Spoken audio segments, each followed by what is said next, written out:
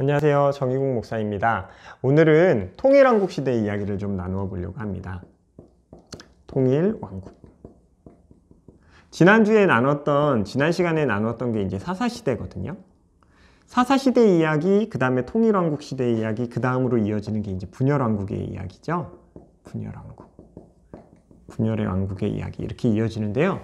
사실 통일왕국이 열리게 된 계기는요, 이제 사사시대 때 특징이었던 그때 그 땅에 왕이 없었던 이 사람들이 자기 소견에 옳은 대로 행하였던 그 시대가 종식되어지고 하나님이 다스리시는 이스라엘이 국가로서, 왕정 국가로서의 길을 왕정 국가로서의 모습을 가지게 되는 시기를 우리가 이 사무엘서를 통해서 발견하게 되는데, 그게 바로 통일왕국의 시대, 세 명의 왕 사울과 다윗과 솔로몬을 통해서 하나님이 120년의 기간을 통일왕국 시대로 이스라엘을 인도하십니다. 그런데요, 제가 사실은 통일왕국의 이야기를 하자면 왕정시대니까 다윗의 이야기, 사울의 이야기, 사울왕의 이야기, 다윗왕의 이야기, 솔로몬왕의 이야기를 해야 되는데 꼭 짚고 넘어가야 될 두 인물에 대해서 오늘 먼저 짚고 다음 시간에 사울의 이야기를 좀 시작하려고 합니다. 그 두 인물이 누군가 하면요, 바로 한나와 이제 사무엘입니다. 사무엘.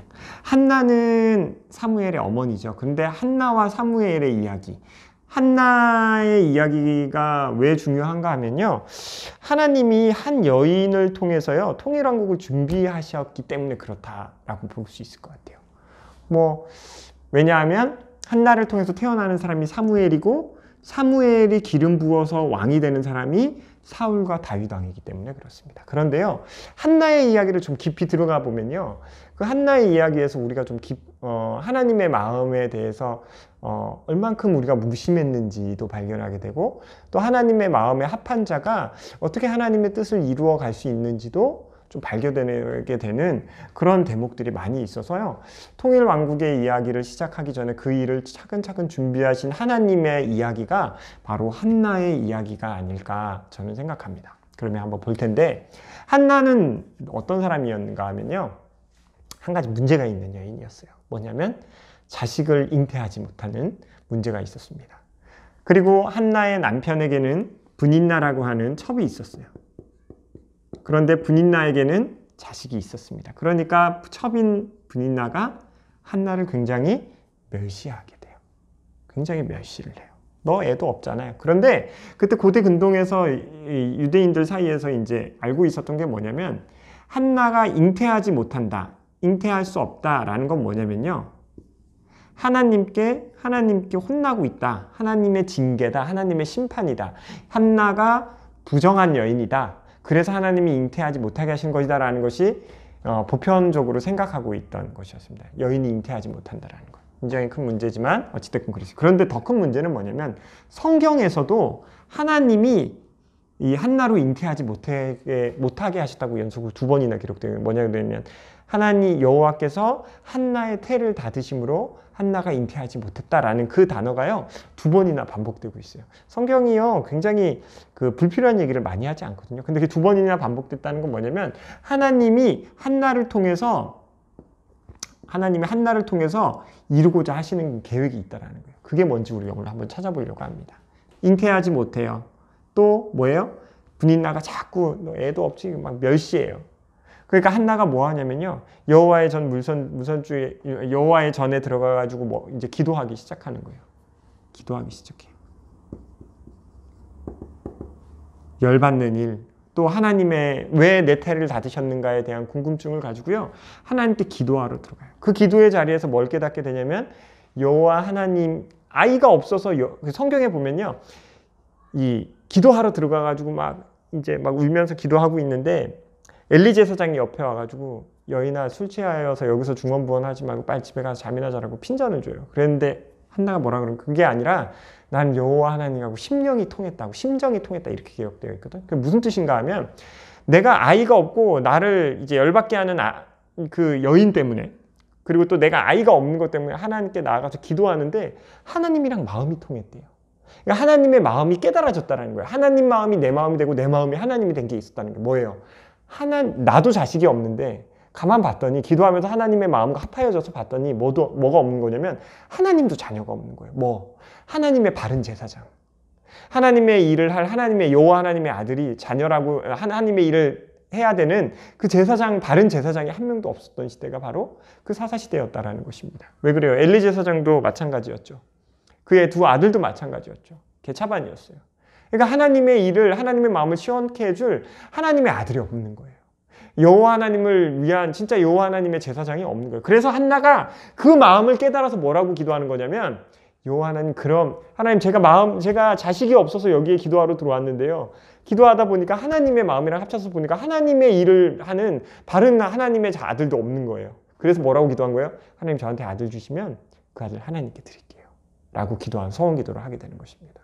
이게 바른 서원 기도. 저번에도 제가 종종 말씀드렸는데 이게 진짜 바른 기도죠. A를 주시면 A를 드리겠다. 하나님, 이 직장 들어가게 해주시면 이 직장이 하나님의 직장이 되게 하겠습니다. 하나님, 이 학교 들어가면 이 학교에서 하나님이 영광 받으시게끔 제가 하겠습니다. 라고 하는 게 바른 기도예요. 하나님, 직장 주시면 11조 하겠습니다. 예배 열심히 드리겠습니다. 그런 거 D라는 거 아니라고 제가 그랬죠? 서원 기도의 잘못된 이에요. 그런데 이 한나가 그렇게 해서 하나님 앞에 나아가서 이제 하나님 마음과 합하여져서 그 하나님의 마음을 깨닫고 그렇게 서원 기도해서 얻은 사람이 누구예요? 사무엘인 거예요. 그게 사무엘인 거예요. 그래서 하나님이요, 통일왕국을 준비하시면서요, 가장 먼저 행하신 일이 뭐냐면요, 누군가 내 마음을 알아줘서 내 마음과 합한, 내 마음에 합한, 그리고 내 마음과 연결된 누군가를 찾으신다라는 거예요. 오늘날도 하나님이 이 한나와 같은 마음 있는 사람을 찾지 않으실까 저는 생각해 봅니다.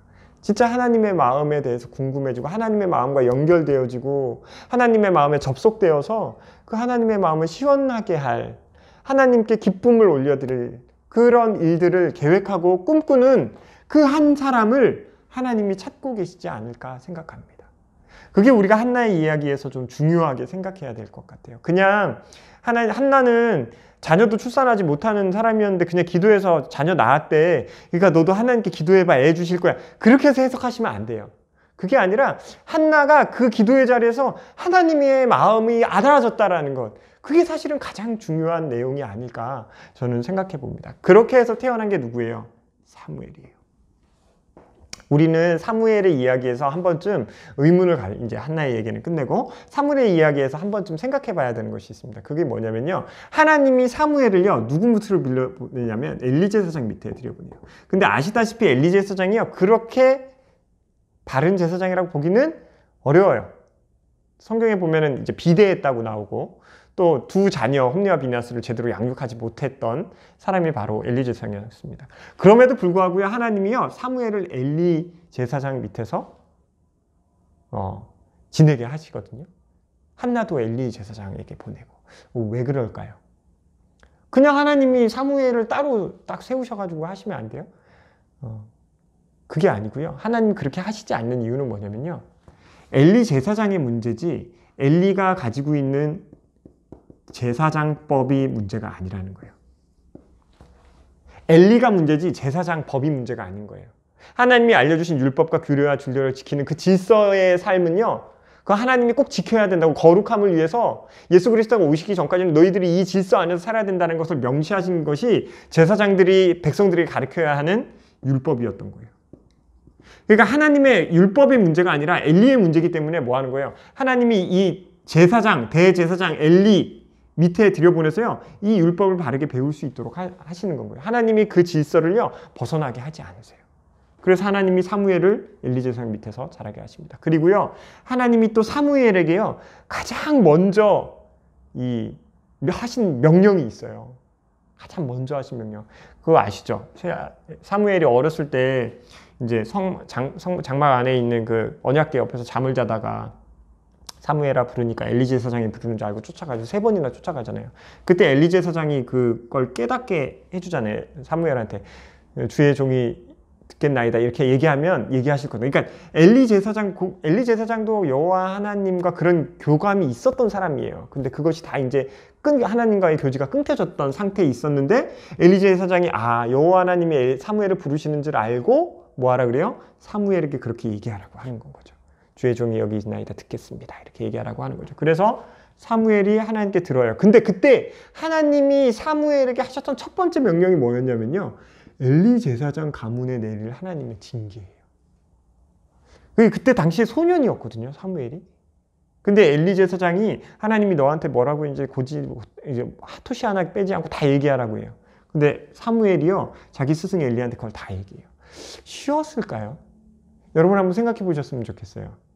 직장 상사에 대한 어떤 하나님의 계시를 받았는데, 그것도 소년 어린애가 받았는데 그거를 다 얘기해야 돼. 쉽지 않겠죠. 쉽지 않겠죠. 근데 사무엘이요, 그 일을 해요. 그러니까 사무엘은 어렸을 때부터요, 사무엘의 인생만 놓고 보면요, 젖을 뗄 때까지 엄마 밑에 있긴 했지만 엄마하고도 떨어져서 지내야 했고요. 엘리와 엘리의 두 아들과의 관계 안에서도요, 어떻게 보면 굉장히 힘든 시기를 많이 보냈을 것 같아요. 그럼에도 불구하고 하나님은 사무엘을 택하시고, 하나님이 사무엘과 함께하여 주시고, 사무엘이 말이 하나라도 땅에 떨어짐이 없도록 사무엘을 바르게 자라게 하시고, 그 하나님이 그 제도 안에서 마지막 사서로서 통일왕국의 시대의 문을 잘 열 수 있도록 준비하시고 인도하신 분이 바로 이 사무엘이라는 것입니다. 여러분, 한나와 사무엘의 이야기를 통해서요, 우리가 하나님의 마음에 합하여지고, 또 어떻게 보면 사무엘은 한나가 하나님의 마음에 합하여져서 나온 열매, 그것을 온전히 하나님께 행위로 보여드리고 내어드렸던 열매가 바로 사무엘이라고 할 것이고, 또 사무엘은 킹메이커로서, 또 이스라엘을 다스리는 사사로서의 역할을요, 충실히 진행해 나아가는 모습을 보게 됩니다. 중요한 건 뭔 거예요? 하나님의 마음에 합하여지는 거. 사무엘도 그랬어요. 하나님 보시기에 주변 사람에게도 사랑받으면서요, 점점 바르게 자라갔다 성경에 기록하고 있거든요. 반면에 엘리 제사장들의 아들은 악한 일에 자꾸 자라났다, 이렇게 기록되어 있습니다. 한나와 사무엘의 이야기를 통해서요, 우리가 한번 꼭 되돌아봤으면 좋겠습니다. 나는 하나님의 마음에 관심이 있는가? 그저 내 힘들고 어려운 것들만 다 하나님께 쏟아내고 그냥 뒤돌아서 나오는 그런 기도자는 아닌가? 또 사무엘처럼 내가 하나님의 자녀로서 선포되어지는 말들이 혹시나 다 땅에 떨어지고 있지는 않은가? 누군가의 마음밭에 남기지 않고 그냥 허공을 외치는 메아리처럼 되어 있지는 않을까? 한번 좀 생각해 보았으면 좋겠습니다. 이게 이 사무엘입니다. 사무엘의 이야기는 이제 다음 시간에 이제 사울의 이야기와 다윗 이야기 할 때 조금 더 얘기할 것 같고요. 오늘 사무엘 이야기에서 좀 더 우리가 좀 생각해 봐야 될 건 뭐냐면, 그 사무엘이 하나님의 말씀에 대한 열심이 굉장히 컸다라는 건 거예요. 사무엘이 하나님의 말씀에 대한 것들이 굉장히 컸고, 사무엘이 하나님의 말씀에 대해서 바르게 준행하고 선포하고, 또 블레셋과의 전쟁에서도 이기게 하고, 사무엘을 통해서 이기게 하고, 또 이스라엘 백성들을 회개시키고 각성시키는 일에 이 사무엘이 쓰임을 받는데요. 다른 여러 가지 내용들은 사무엘서 이제 2, 3, 4, 5, 6장, 7장, 8장까지 읽어보면 다 아시겠지만, 한 가지 좀 짚고 넘어가야 될 이야기가 있는데, 그게 뭐냐면 사무엘이 마지막 노년 시대의 이야기예요. 이제 통일왕국 시대가 열리는 이야기를 오늘 해야 되니까, 통일왕국의 시대가 열리게 되는 빌미를 제공했던 사람 중에 한 명이 누군가 하면 또 바로 이 사무엘입니다. 사람들이 그때 왕이 없었던 것도 있지만, 또 하나는 뭐냐면 사무엘이 나이가 들어서 늙어요. 노년이 되니까 백성들이 찾아와가지고 뭐라고 하냐면, 사무엘, 너 너무 늙었어. 그리고 너의 두 아들은 싹수가 도래. 그러니까 차라리 우리한테 열방과 같은 왕을 줘. 이렇게 얘기하거든요. 장로들이 찾아와가지고 왕을 줘. 야, 넌 첫 번째, 우리가 왕이 필요한데 너 너무 늙었어. 두 번째 이유, 아들들도 아니야. 그러니까 우리한테 왕을 줘. 라고 얘기하는 거야. 근데 그때요, 사무엘이 하나님 앞에 나아가가지고 기도해요. 하나님, 이제 저들이 저를 버리려고 한다고 그러거든요. 근데 하나님이 사무엘을 찾아오셔서 위로해 주시는데 뭐라고 하시냐면요, 사무엘아, 그들이 너를 버린 게 아니라 나를 버린 거라고 얘기하세요. 나로 왕되지 못하게 하신 거라고. 그러나 그럼에도 불구하고 그들의 요구를 들어주고 열방과 같은 왕을 세우라고 얘기하십니다. 이스라엘 백성들이 요구했던 게 뭐냐면, 하나님이 기뻐하실 왕을 달라는 게 아니라 우리에게도 열방과 같은, 다른 여러 민족과 같은 왕을 달라고 합니다. 여러 민족과 같은 왕이라면 그렇게 선한 왕이라고 보기는 어렵겠죠. 착취하고 착복하고. 그래서 성경에 보면은 대신에 너희가 원하는 왕을 뽑을 때 그 왕이 너희들에게 어떻게 할 것인지에서 다 알려주죠. 자녀들을 해야 되고 10분의 1을 갖다 바쳐야 되고 또 전쟁이 필요하면 남자 아이들을 데려갈 거라고 얘기하죠. 그럼에도 불구하고 우리에게 왕을 달라고 얘기하는 게 이스라엘 백성들이었습니다. 그리고 그렇게 해서 처음에 통일 왕국 시대의 문을 연 왕이 누군가 하면 다음 시간에 나눌 바로 사울 왕의 이야기인 것입니다. 여러분, 사무엘조차도 하나님의 왕대심 그리고 또 본인을 버리는 거라고 생각했다 했지만 하나님의 그 얘기를 듣고 사무엘도 어쩜 머리가 띵 했을 것 같아요. 그런데 그 사무엘의 이야기를 통해서 우리도 한 번쯤 생각해 봐야 되는 것 같아요. 나도 하나님을 왕으로 섬기고 있는가? 내 마음의 가장 주인 되신 분이 하나님이신가? 한 번쯤 점검해 봤으면 좋겠습니다. 오늘 제가 할 내용은 여기까지고요.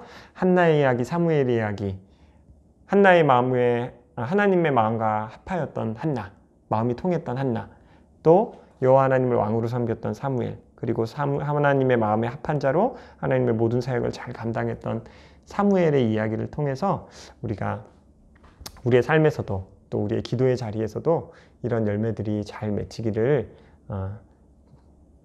좀 기대하는 마음으로 또 그런 삶을 사시기를 내 삶에 대한 소망을 품으시기를 소망합니다. 제가 오늘 준비한 거는 여기까지고요. 다음 시간에 또 뵙도록 하겠습니다. 감사합니다. 샬롬.